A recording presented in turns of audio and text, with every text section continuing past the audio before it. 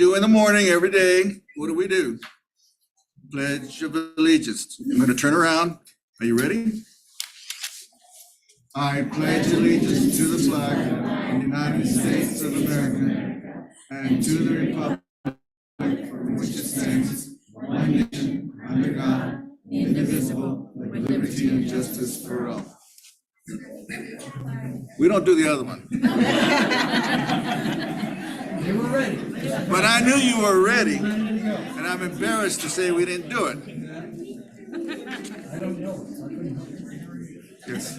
Welcome, kids and parents. We appreciate you being here. It is phenomenal to see all of you. This must be a very exciting occasion, and we will find out shortly, won't we, Mr. Perez? Yes, sir. Okay. What we will do is we're going to a meeting, and we're going to take roll and do some other things, and then we're going to get to you, okay?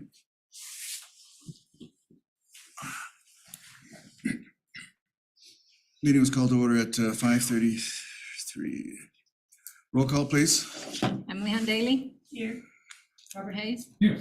Richard Jones. Ron Ortiz. Dr. Guy Archambault. Present. We take attendance too, just like you guys. Adoption of the agenda. Are there any changes, Mr. Perez, to the agenda? Sir, good evening, Mr. President, Board. Good evening, everybody.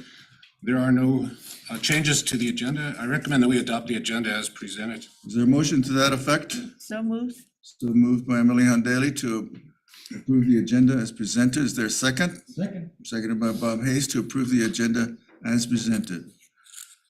Roll call, please. Emily Hunt Daly. Yes. Robert Hayes. Yes. Richard Jones. Ron Ortiz. Dr. Guy Archambault. Yes, motion carries. Adoption of minutes. Mr. Perez, do you have a recommendation for the adoption of the minutes? Yes, sir, Mr. President, Board, I recommend that we adopt the minutes of February 7th, 2023 as presented. Is there a motion to that effect?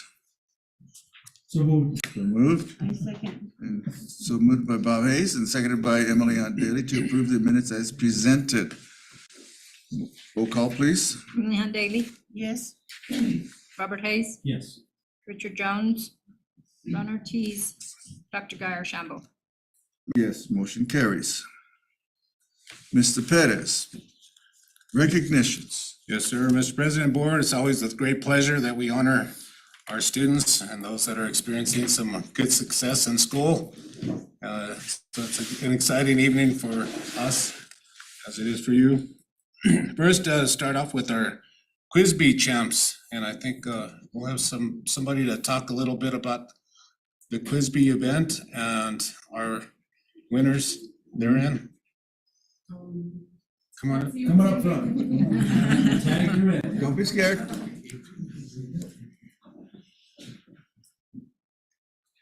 Lecture.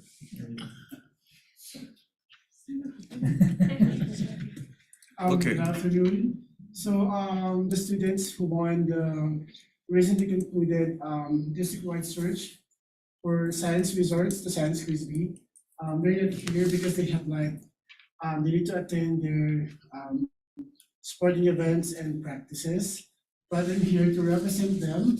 So they were very happy for this first ever Science District Quiz Bee. So also as the project coordinator for that, so I'm happy because I received a lot of support from the district office. So without them, that activity will not be successful as expected, you know. I would also like to thank Grants High School for hosting the said event. So thank you so much for all your support. So I'm looking forward that next year, so there will be another or the second year for this Science Quiz Bee. Thank you so much. Thank you. I just want to make sure that we publicly recognize the students who are the champions of that Quiz Bee. Grants High School student Ryan Tortolita, Noah Lundstrom, Chloe Rickner, and Isaiah Tenna. They were the champions of that Quiz Bee, and just to give you a little bit of background about what that was, We have spelling bees, we have math competitions. This was a science competition that was almost like a trivia type thing. But it is for the scientists, I will tell you, because Mr. Maldonado, myself, Ms. Sanchez were there, and we tried really, really hard and did not compare to what the knowledge that those kids had. We were really grateful to be able to have early college high school, Laguna Acoma middle and high schools, as well as Los Alamitos Middle School with us. The level of, I'm sorry, did I miss it? And early, She said that. so the level of questioning and the depth of the kids' knowledge was pretty incredible. It is an event that we hope to be able to host in the future and continue for that to continue to grow and to grow and to grow. It's been one of those untapped things at Grants High School and kind of flies under the radar, but this was a great way for the community itself to be a part of such a cool event. So we're really grateful for the support. We're grateful for Mr. Cabling and all the people that helped him with that as well, so. We have parents there as well to watch the quiz be. Really? Do we have any parents here tonight of these students? Yeah. Can you? So they won like,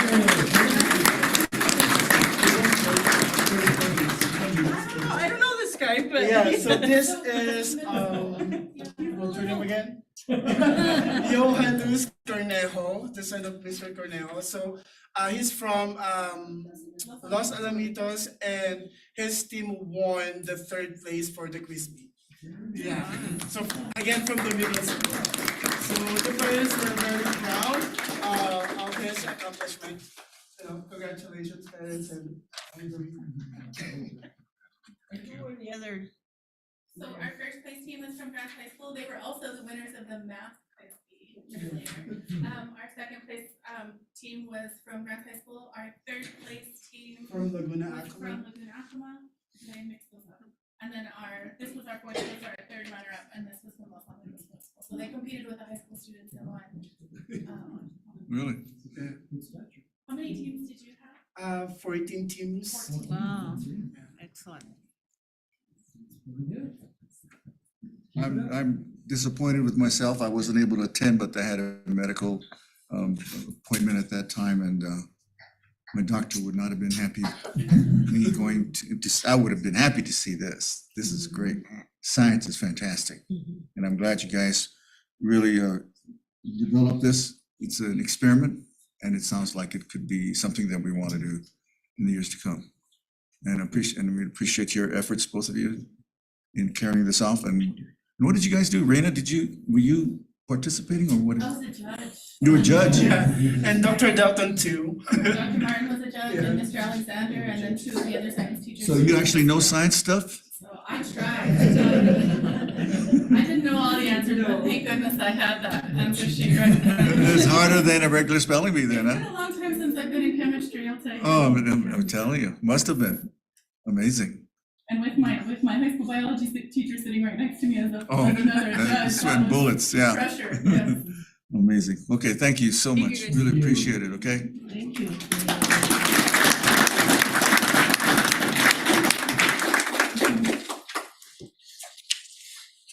Just a few words to the young man. Like they said, this is a very untapped source, and we've never been, I guess, a district that has been recognized for this level. And we continue to encourage you to keep moving forward and get to the national level. I think you guys are there. He's also, Mr. Kipling is also the one that had the media group that you saw, Right. that did the Governor STEM Challenge, and he Yep. just received a letter from the governor. Oh, Wow, really? excellent. congratulating them. Fantastic. Thank you. Got to see that too. More honors. Gives the rest of you guys all something to strive for, right? Thank you. Fantastic. Mr. Pettis. Yes, sir, Mr. President, Board, the next recognition is for our success with the state interim assessment. For those of you who don't know, we have the state required assessments that one happens at the beginning of the year, one in the middle of the year, one at the, then we have our summative or final exam at the end of the school year. So we like to take a look at each one of those and see obviously how everybody does, because that's our marker to see how we're doing with academics in the district. So as we were looking through these, we looked at the top scores at every grade level, and that's what we're gonna be presenting this evening. So when we call it, in fact, do you want to come all the way up? here? We can go up here, but I just need to Why don't you, find the names. Can you come around on the side? Once they come up, I think they're gonna come one at a time, right? And when the student comes up, the teacher or the principal or the school rep can come up as well.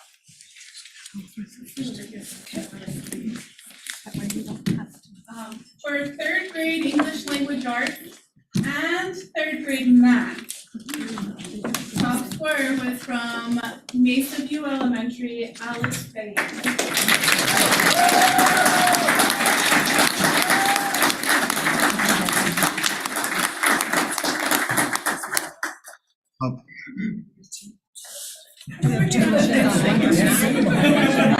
I don't wanna take a picture of that, I wanna take a picture of you. And then you have math and thirteen. Which one is this for? Math and Yeah. You have the top score for both. Fantastic. We'll get pictures to you, okay?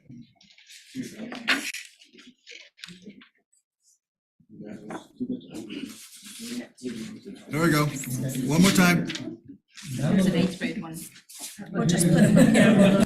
There you go. All right, fantastic. All right.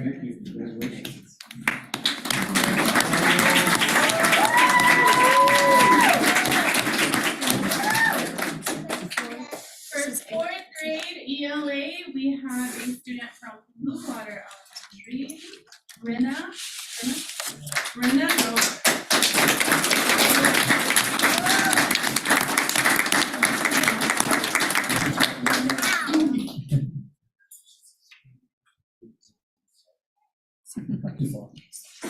Turn this way.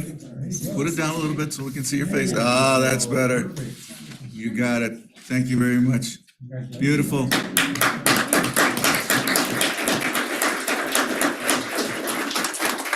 For fourth grade math, we have a student from Mount Taylor Elementary, Adrian Tyson.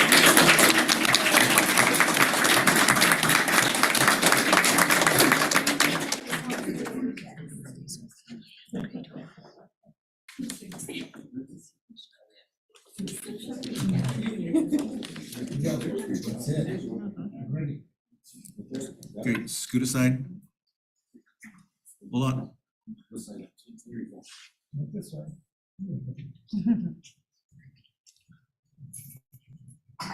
Great. Good job. Congratulations.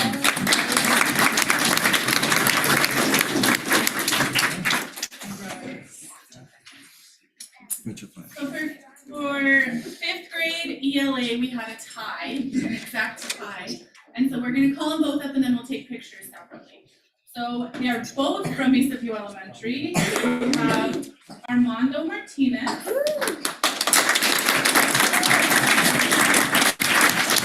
And Nicole Dunn.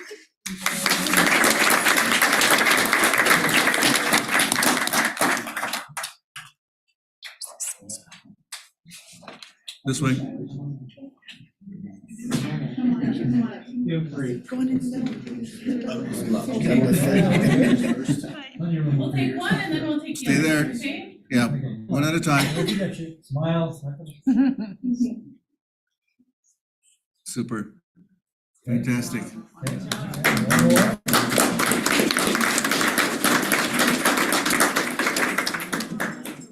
Beautiful. That's smiles. That's great. For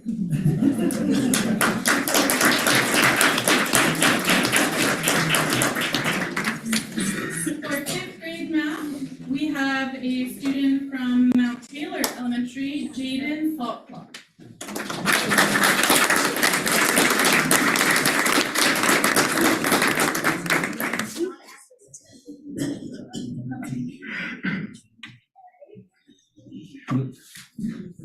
There you go. Hold on. Look over here. There you go. Fantastic. Good job. Thank you.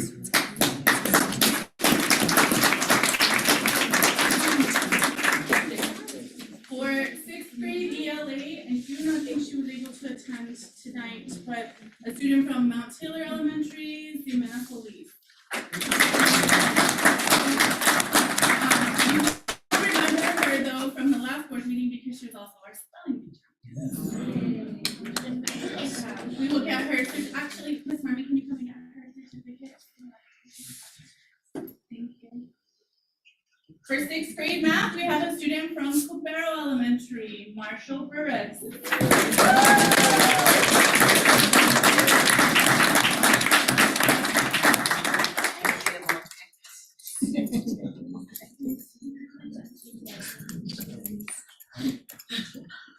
There we go. Beautiful. Fantastic.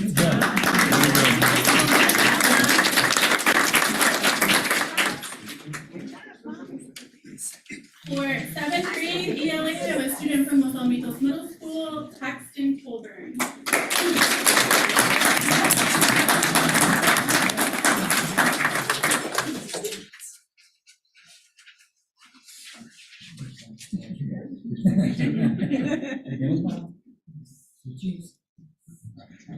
Fantastic. Congratulations.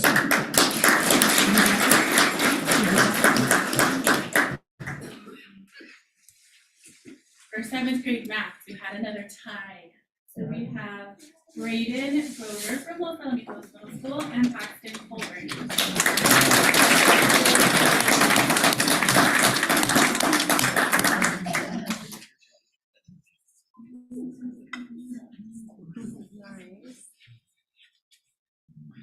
Very good.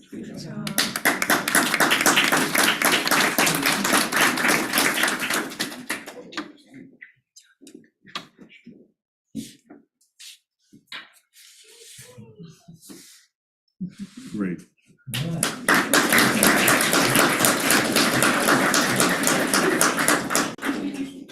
For eighth grade ELA, we have Los Alamitos students, Marisol Ortega.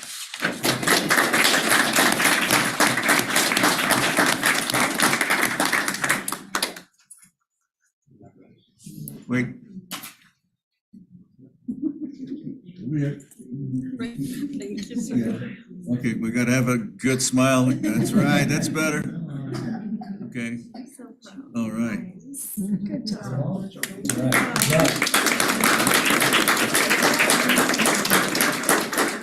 For eighth grade math, we had a tie. We have Johan Rodrigo and we have Jonathan London, both from Los Alamitos.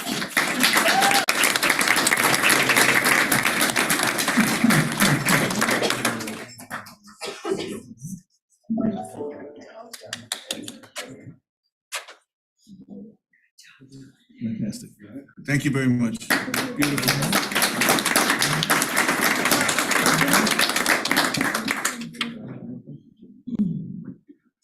All right, picture now. Great. Congratulations.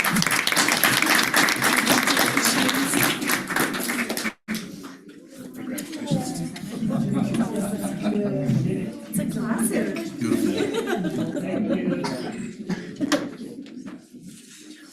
This is such an accomplishment, kids. One of the things that we all want our children to do is to enjoy learning, to do well in school, make your parents proud of you, but also make yourself proud of yourselves. It's really a challenge for you to take these kinds of tests. I want you to encourage your classmates. Tell them that it is possible for them to do just as well as you. And that in the years to come, you will use this experience as a way to think back and say, I was good at it in this year. I should be able to continue to do as well in the future. Board members, Mr. Hayes, Emily? This is fantastic. I hope it encourages the rest of the kids to get in and be involved just as well, because this is where it's at. This is all part of what we do every day. And I'm happy for every one of you and all the parents and everybody that's involved, all the sponsors and teachers that take time to judge all these contests, and please keep it up. And you don't know this, but we went through a recent investigation, I call it, about the lack of progress our district was making in the academic field. Well, boo-hoo to them, they sure messed up on that one. So keep up the good work, and I'm pretty sure the hard work comes from the parents as well, because that's who sits you down at the table and makes you do the homework, make sure you've got your assignments in. And it's just important that all of you thank your parents for their support and continued support. And for all of you for being a family of GCCS district. Thank you very much. Thank you, kids. Thank you, parents. Well done. Teachers, principals, fantastic. More of the same. Now, you are also welcome to stay for the rest of the meeting. However, if you have other places to go, we'll let you take a minute. Goodbye. I know. You should make it mandatory.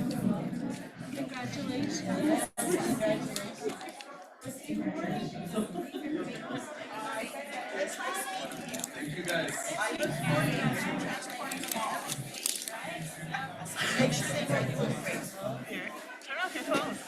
Parents. I love it. Yeah. I have two of my relatives who are fire department. This is another side of going, the other jobs that I do. Oh, really? Yeah, Sounds busy. I was already busy today, I went down south. Past, Centerville. Okay.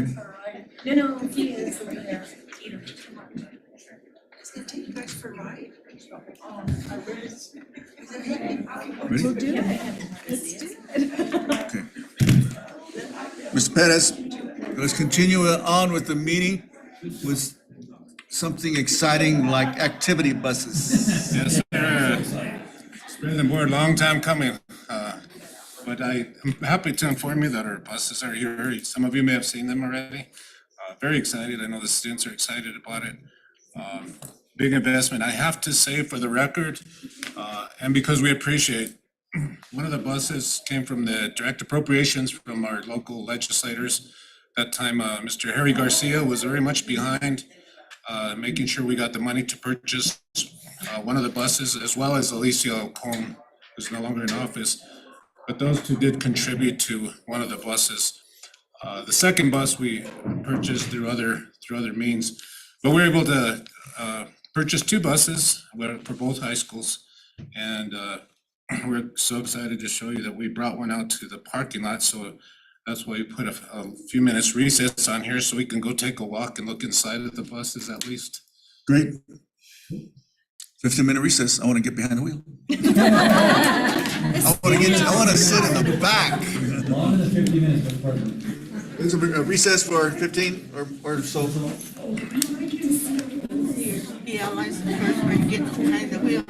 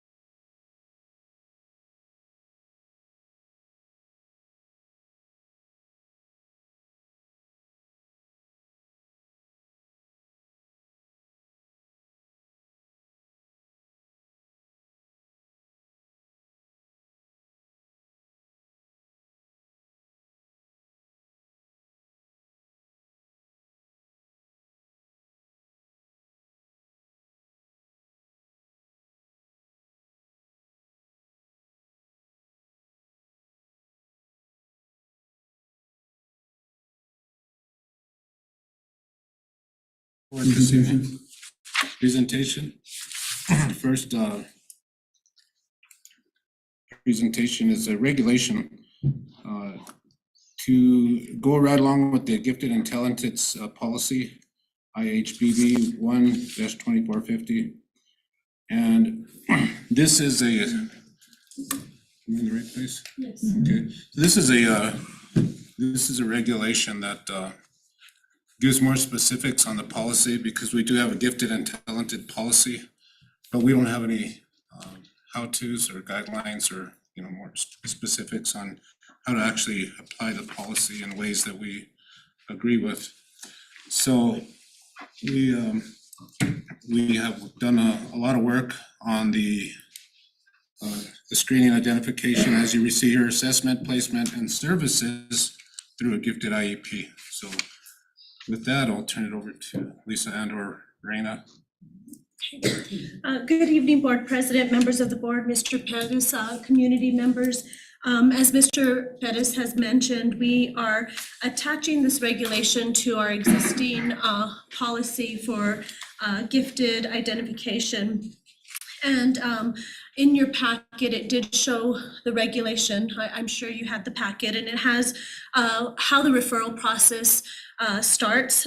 This regulation is in line with the recommendation from the OCR regarding the objection and the eligibility criteria set forth in the draft handbook for gifted education. And so it is real specific with the referral process, the eligibility criteria, the evaluation of students referred to gifted services, and lastly, using alternative protocols and assess students with factors, and then considered for twice exceptional students. And so this regulation will be attached to our existing policy. Questions? That's something that needs to be put in place, so. Any elaboration on it? Yes, Reina's. Mr. President, members of the board, Mr. So we've been working on this response to the OCR for quite some time, and this is part of that response. And so we have revised our gifted handbook for the district, and so this is in line with that. And so as part of one of the last monitoring letters, they just added us to add language to our policy, referencing the expanded objectives and the criteria set forth in that draft. And so in that draft, this aligns directly with what we have now, so it just goes into more specifics. Most of it is about eligibility. Okay, is there any action that we're gonna need to take in the future? I have a question. So Yes. up to this Emily. point, we've never had a student in gifted and talented? No, we have, for sure. So we have, but in response to in response to OCR, this is saying that we expand our eligibility and our screening processes and the public's knowledge of our programs. And so this is in response to that. The policy that we have right now is very, I don't know, Mr. Pettis, how we do, it's very general. There's not specifics on how we screen students or how we qualify them or anything like that, and just puts more details into that. Evidently, just, Mr. President, just shows better language with regards to the program, so. I understand that. It just seems a little bit disturbing to me that we don't have that for as long as we've had the programs, that we've never had something that differentiates the special needs to the gifted and talented. That it's just, we call it generalized. And that disappoints me, that we don't have something that now we have it years later. Sure is that Ms. Emily Daly and Mr. President, so what this district has done in the past is follow the state PED guidelines by the book, by the T. So in that, in following that criteria, we were not getting a a net to cast over students that are missing out because they have a different type of gifted intellectual abilities. So this is actually an improvement to the PED's process. What we did is enhance that process so they would get a better mix of students in the gifted pool. Whereas before, when we just follow the rules that are given to us by the state, was turning out that we're only getting one type of student. And that was not acceptable to us or to OCR. So we learned through that process. And we studied and we looked at other districts, and other districts who have been successful in widening their pool. And that's why we came up with the regulation, so that now it's an improved process. We did have a process before, but we believe this is a better process. I also clarify that we do have gifted language separate from special education language in our policy, but the gifted language that was there is what I'm referring to. That was just very general, but it was specifically gifted language. And so what percentage of the program is gifted and what percentage is special needs? I don't have those numbers. We Special needs is well over 20%, but that includes a lot of the like the speech and some of the Speech only, or students that just don't get provider services, so it's very broad for all the students that are receiving special education services. And the gifted services is not as big as that, the ones receiving specialized services for disabilities. I think we're way down. I don't want to throw out a number, but you know, we have a much smaller percentage of gifted right now. But with this regulation, that we probably would increase the number of gifted students in that pool. I suppose it'll allow them to qualify under this new reg, for those that may be on the bubble and now will be in the program.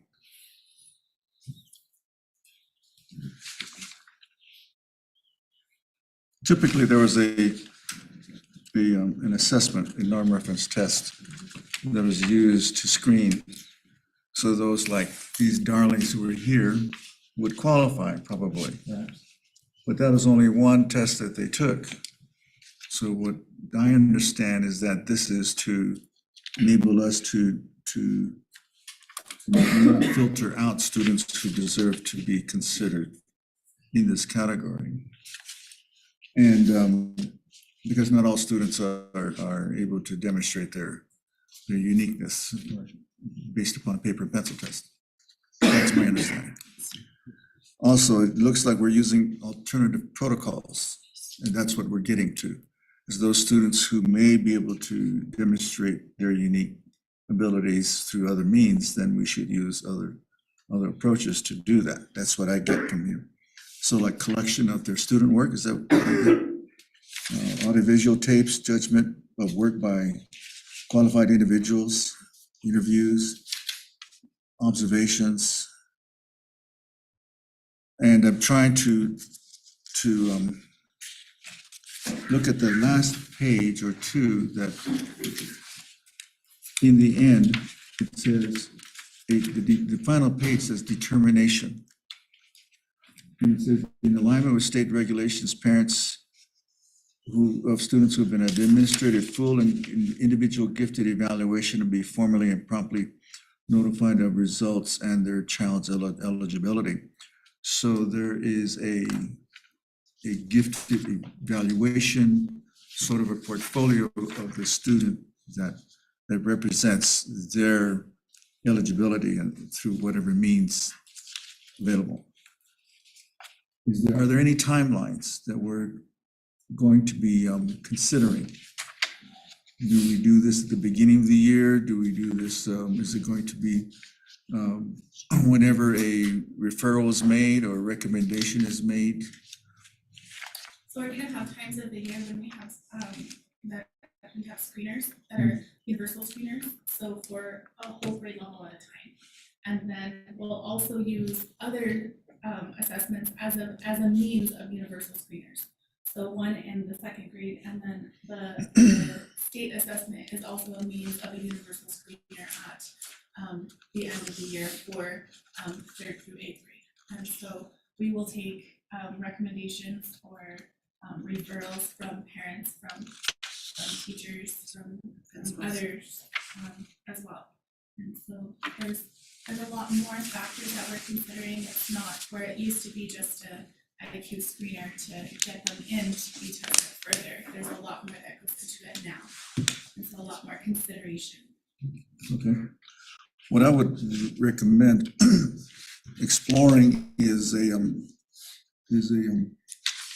developing a visual of the process, a user-friendly visual for the parents, so that they would know that there's an opportunity for their child to be identified as an exceptional student or gifted student, and that these are, and without reading the complex regulations, they can look at this visual that illustrates how their child may be eligible and use that as a means by which we would publicize this at each one of the schools. Plus also a flow chart of some sort that takes us through. It begins the process and it shows if they do this, then that's this, and then so forth. That might help the schools and the sites and the administrators of this to know what steps to take, rather than read the regulation. They can follow the flow chart. There'd be an encouragement for family and guardians Yeah, to see if it's. something easy for them to look over, because not all of them are going to read this, but they're going to say, my child is like them. Exactly. And they may want to find an opportunity to grow with their child even more. That's my suggestion. And I'd like to just add, just for like the user-friendly part of this, the policy and the regulation, of course, are part of our legal packet that we have on our website and so on and so forth. But we also have pamphlets and brochures that are being worked on, along with the handbook, that are intended for parents to be the audience, or the schools or teachers to be the audience for that. So we really have a couple of those different things going, but I think I like the idea too of having the flow chart that we can, I think the best place where that might be in the handbook. And Do you guys have teacher handbooks? I haven't been a teacher in a long time, so I don't know that side. But there should be something for the teacher, the regular classroom teacher, say, this child is great, what more we can do? Isn't that a And- SAT process? It's sort of sort of that process, but actually directs them towards, as a teacher or anyone else, the parent to do that. Thank you. Just like me with the LSAT team, and the gifted referral. I guess the two questions I have, then, we had a parent not so long ago, and I'm pretty sure you guys will remember, that was concerned about her student not getting that particular label of gifted, or wasn't given access to a lot of these gifted programs, or because she felt that he was gifted.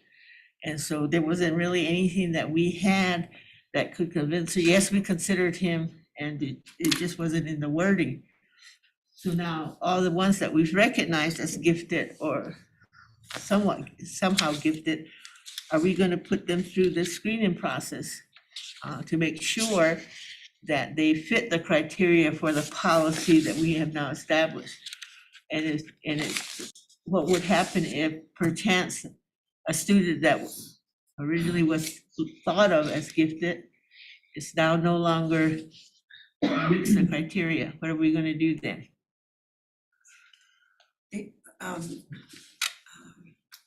Mr. President, board members, so they don't have to re-establish their eligibility. So if a student has met the criteria for gifted services, they don't, it's not like an IEP, we just go over their academic progress.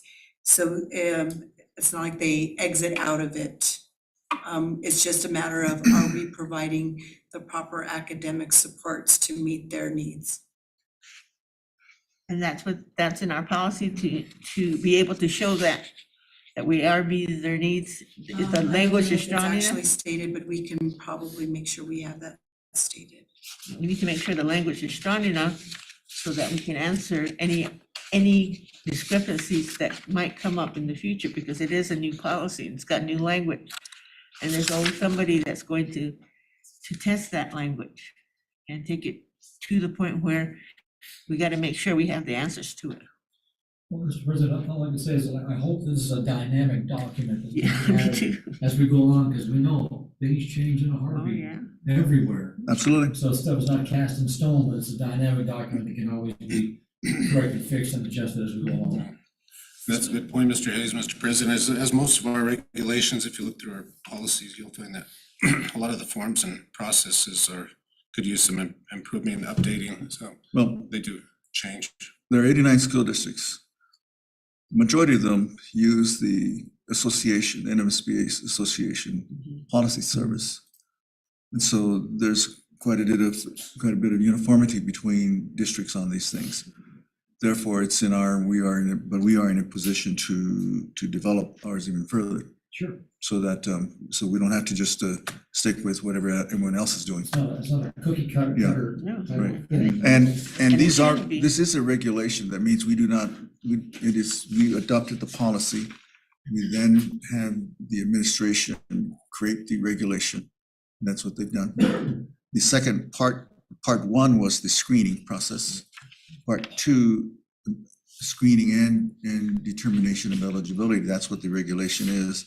Second part is actually the program. The educational program of that student. That's what she was referring to. That isn't addressed in this, because this is specifically for a purpose of identification, referral, screening, and eligibility. The actual process of program implementation for a child, that will be another phase that you guys will be involved with. Some of them will be IEPs, as we see. So that means they will have an IEP, as we state here in the back.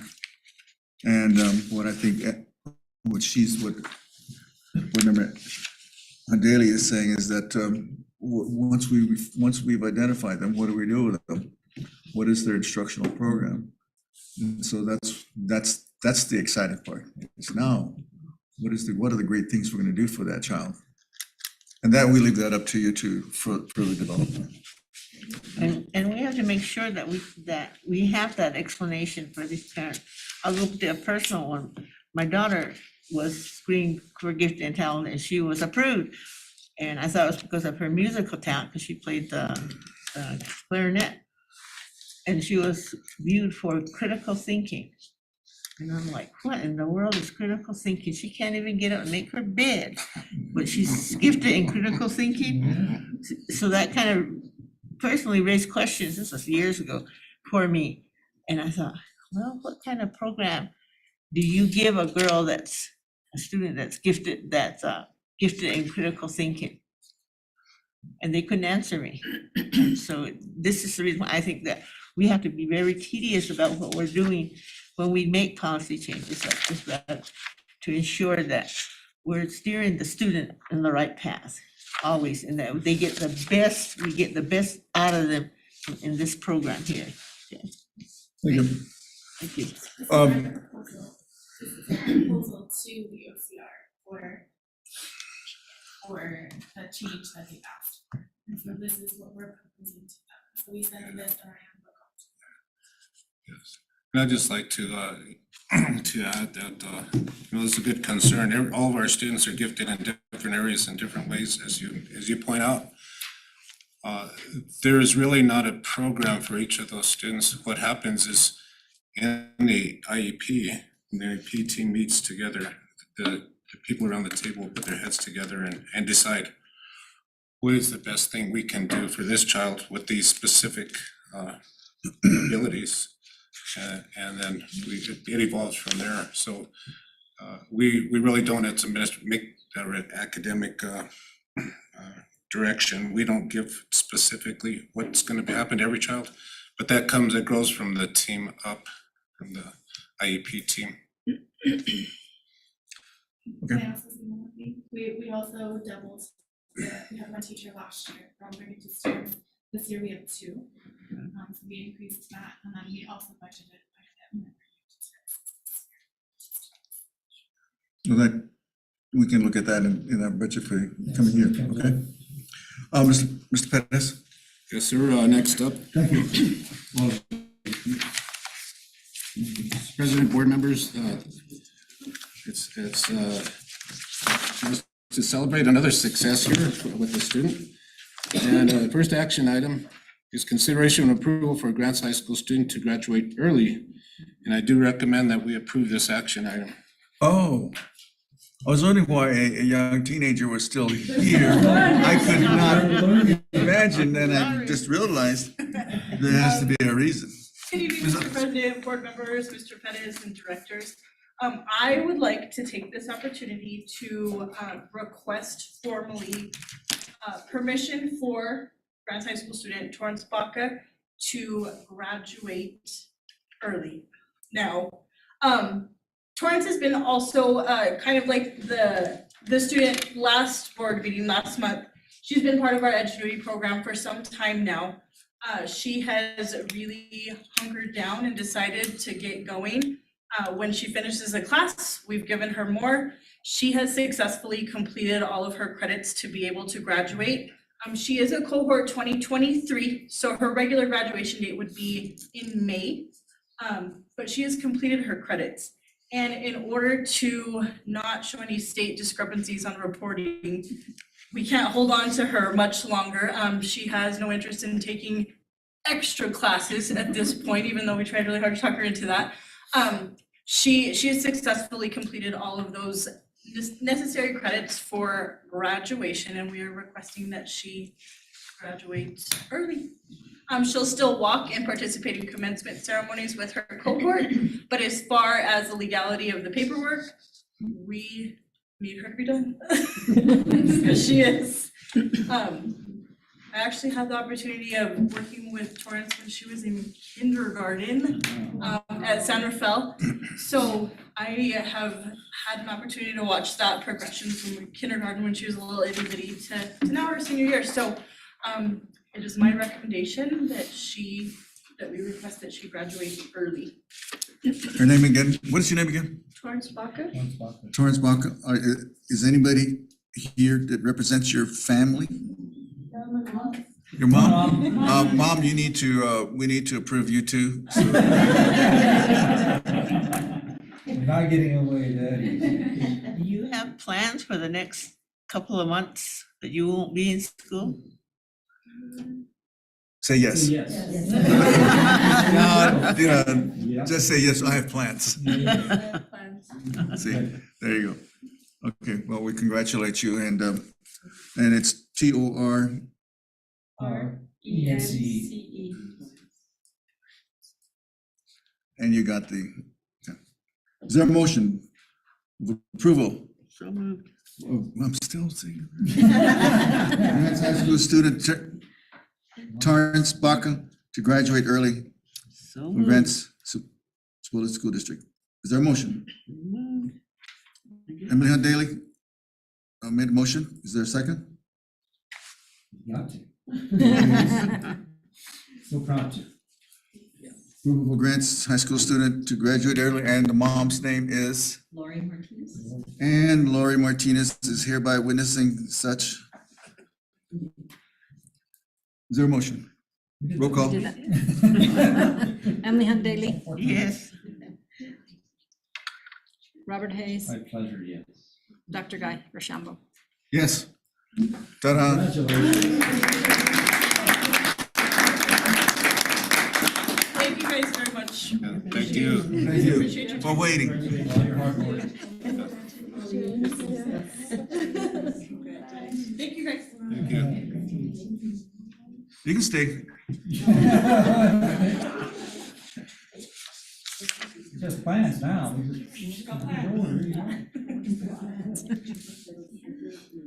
Ms. Pettis. Mr. President, Board, the next action item is consideration approval to adopt the GCCS 2023-2024 school calendar. I do recommend that we approve this action. I did get some feedback from some of the tribes and they were amenable to this. Is there a motion to that effect? So moved, Mr. President. So moved by Bob Hayes, seconded by Emily Daly to adopt the GCCS 2023-2024 school calendar as presented. Roll call. Emily Davy, Yes. Robert Hayes, Yes. Dr. Guyer Shambo. Yes, motion carries. Consent agenda. Mr. President, Board, there are no items to vote on the consent agenda this evening. Superintendent's report. Is there first item, superintendent's report? As you might have heard, I think I shared with the board the letter that we received through Lieutenant Colonel Caruth. As the board knows, we've been trying to keep everybody informed throughout the last few years. It's been a struggle to find ROTC Marine Corps instructors, let alone officers. So Lieutenant Colonel Caruth was respectful and kind enough to keep us going as long as we could, even without having an officer on staff. And of course, you know that we had to reduce the program as things evolved. So now we got to the point where even the instructor that was working with the only ROTC part of the program here at Grants High resigned. So therefore, we were left with no instructor. So I worked with Lieutenant Colonel Caruth, and his superior knew that we were in a situation that we have been for quite some time. And they supported the fact that we're gonna have to close up shop with the Marine ROTC at this time.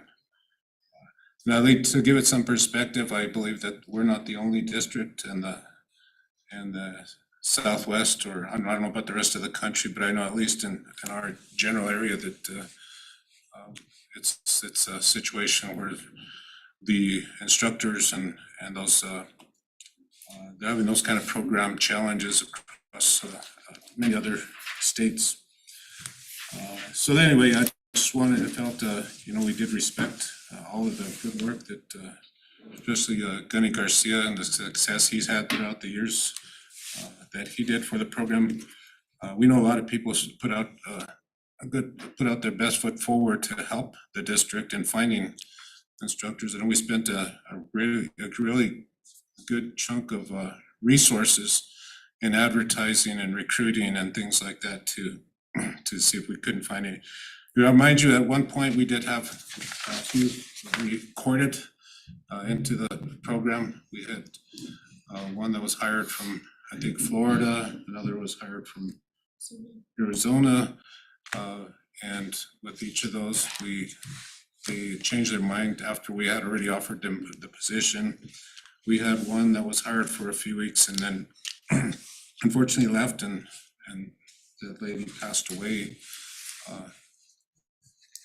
And then I think we've had a few more interests, but we never got to the finish line. We're never able to acquire an instructor for the program. So therefore, Lieutenant Colonel Caruth and his crew, he was here taking inventory, and will be sending other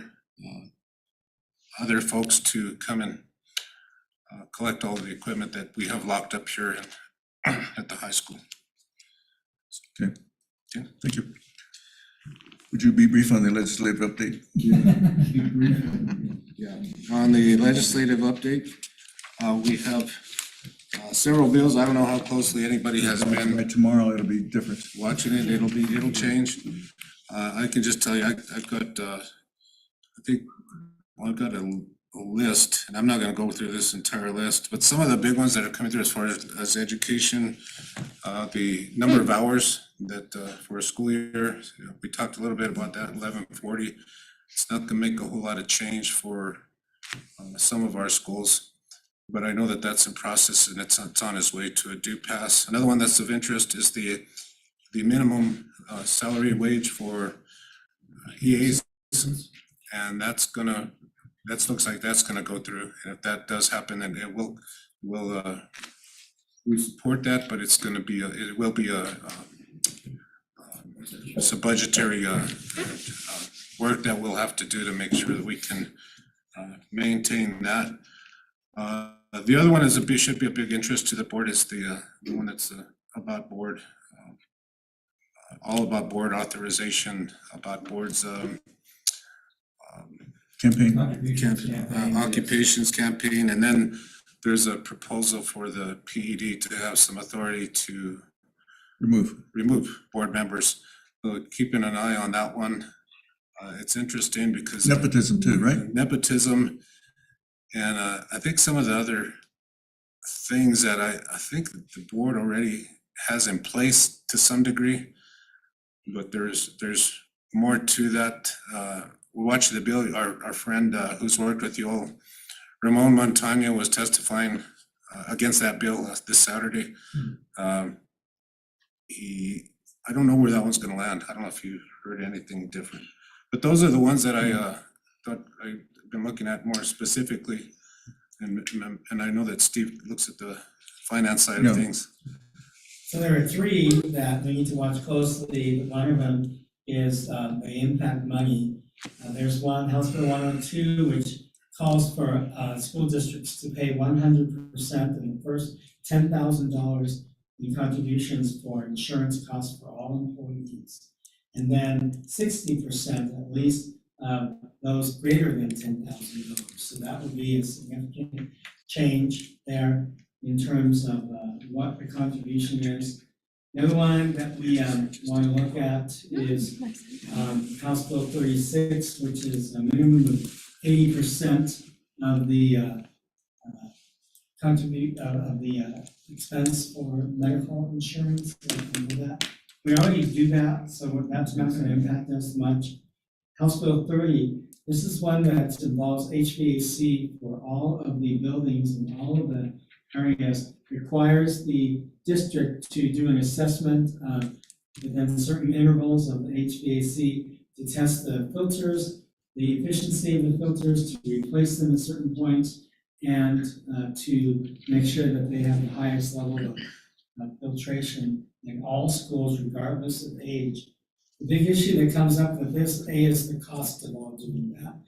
The other thing is the liability or the risk of trying to determine if it's not done and not done properly, what risk does the district have for students with respiratory problems? There's all kinds of residual issues that come out of that as well. Then the last one, which is most concerning, is the removal of the statute of limitation for sexual abuse claims for schools. We've already been told by our POMS and our NIMSIA coverage that, so what this says is essentially if I was in second grade or third grade here, and I'm an adult now, I could go back and claim that I was abused while I was in second or third grade.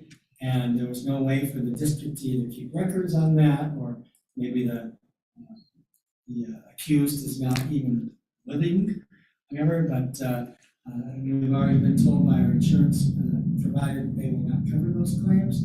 It's all on the district's dime to do that, and those claims are ranging between $1 and $6 million per claim. And 24 states have already enacted that, and we are very confident that will pass.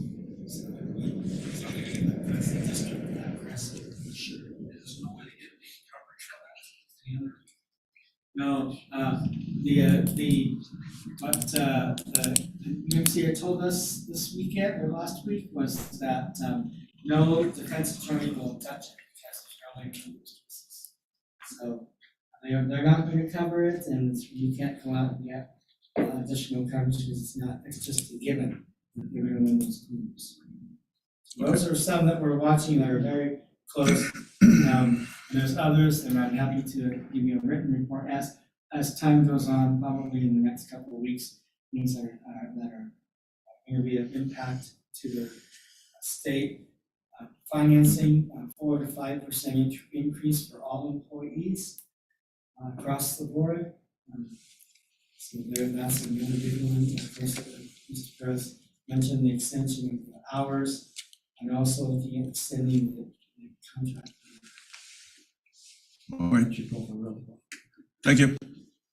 Let's go on. Quality control. New building projects. So, Mr. President, Board, one of our previous board meetings, Board Member Hayes had questioned the inclusion of making sure that we had quality control over our new buildings, and we did look into that. I did share with Mr. Hayes, but we need to share with all the rest of you that we do in fact at both of the new construction processes, we do have quality control in place that I don't remember the acronym for that. QAQC. QAQC in place at both of those. In addition, we have the PAC, which I think is an added quality control on those. So just want to assure that we do have those for Blue Water and Mesa View. Because, Mr. President, you know, we are just good stewards of the monies that are entrusted to us, and I just Yeah, couldn't believe at the conference that they paid out $12 million in corrections. I'm like, how much? mhm, It's $12 million to correct a $40 million bill. mhm, It was unbelievable. And insurance companies cover it, but yeah, everybody still, pays. It's all Yeah, goes to it. I don't that's care if right. your insurance company it has pays. to come from They somewhere. pass those costs on to everybody who pays, who buys insurance. It's all there is to it. Can you go back to the other one just for a second? The one on the legislative update. Remember they talked about campaign donations, was it? Yes. Were candidates supposed to file? Not in the past. What is it going to require them to file I their, think it's over $500 is what they're saying, yes. There's a dollar amount, I think, in the language. but do we file a report on our income, No, just on the contributions. just on the contributions? Okay. And If someone that gives you $10,000 towards your run, they want to know why. Mhm. Don't know anybody that has 10,000. I agree. Yes, sir. But I don't understand. I know, Right, I check. never will. There's someone who will always take my money. Also, we bringing us something to my mind too, Mr. President, that on the one about the board changes, they also want to require, I think that part of that proposal, what is aiming to require that board attend trainings. What? But I think we already, doesn't the BD already require that from us? No, there's no penalty. Well, I know there's no penalty, but. What they're gonna do is put in a penalty. No. They're gonna say, if you don't participate, and you're gonna add to the curriculum. But if you don't participate, you don't get your PD. $20. We're breaking it in now. Oh, Mr. yeah, I President, know. yes. I mean, it's really hefty, Yeah, no, it's- that's, Gonna put you in a- Yeah. I'm like, I've been concerned about that. Yeah. What about, So, I have one question about the one, not the, kind of seems a little bit facetious, but what is it called? Where they have to put those, tampon machines in all the schools. That didn't go in That to the didn't go? next phase. No. Yeah. The cost would be astronomical. Mr. Pettis, are we concluded with your report? Yes, sir, Mr. President, Board, that's what I have for superintendent's report. Okay. Board members, we do not have full board, and it's desirable to have a full board when we're conducting business regarding the superintendent's evaluation. I'm going to propose the amendment to and that we can entertain tonight.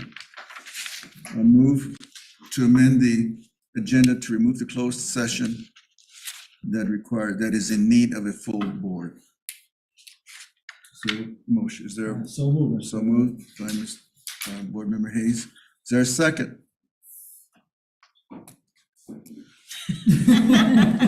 What if I want to stay here longer? No, I second. And I was just gonna tell, who's out there.